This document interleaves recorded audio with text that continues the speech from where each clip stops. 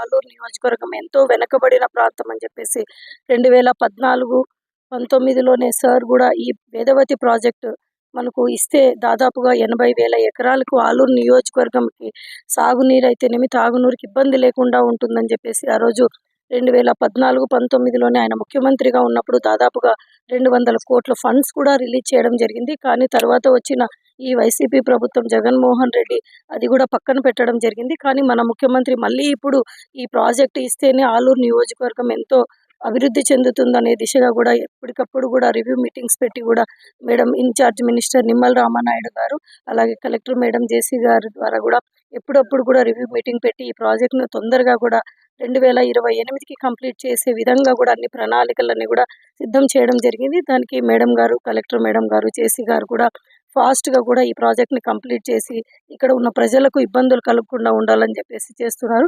అలాగే ముఖ్యమంత్రి గారు మొన్న ఆస్పరికి వచ్చినప్పుడు కూడా వేదవతిని 2028కి కంప్లీట్ చేస్తామని చెప్పడం కూడా జరిగింది. కాబట్టి మన ఆలూరు నియోజకవర్గం కూడా ఎంతో అభివృద్ధి చెందుతుంది.